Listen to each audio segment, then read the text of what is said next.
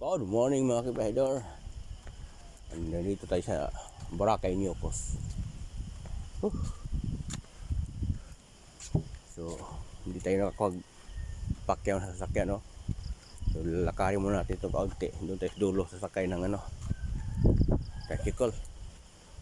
Wala stick. Hirap ng buhay talaga. 4 na madaling araw.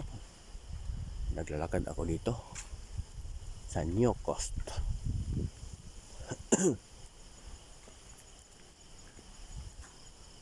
Oktoberfest. Dito pala Oktoberfest nila. Tahimik pa. Basta alas 4 pa kabahidor, tahimik pa talaga dito. Ito kasi ang kabahidor bundok. Pinakabundok ng Boracay. Kaya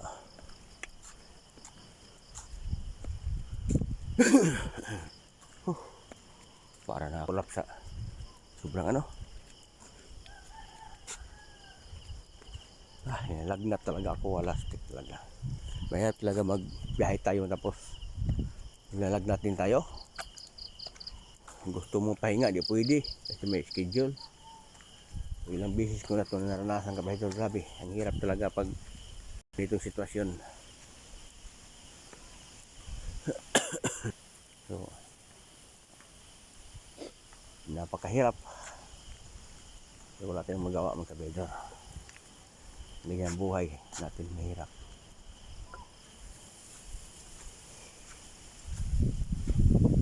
So, dito nilakad ko doon sa dulo. Sa dulo mayroon nakaparking doon nga Balhabar o i-strike yung sakyan natin puntang Saboy.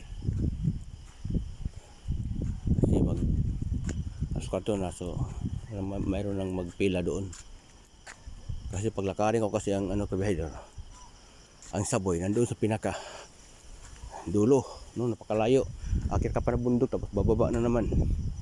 Ganito kalayo ang ang Saboy, no? Isa lang kilindihan natin. Diyan na sa may Saboy Hotel.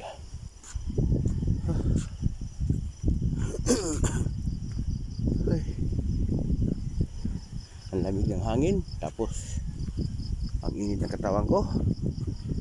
Ay nako, ano lang iniinom kong gamot para sa lagnat, hindi pa rin umubra. Ay nako, parang ako nakalutang ngayon sa ere.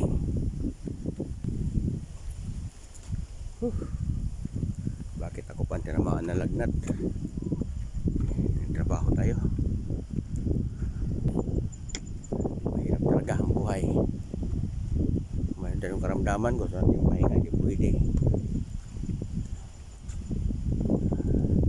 Laban lang kahit may lagnat, trabaho pa rin. Yan ang buhay.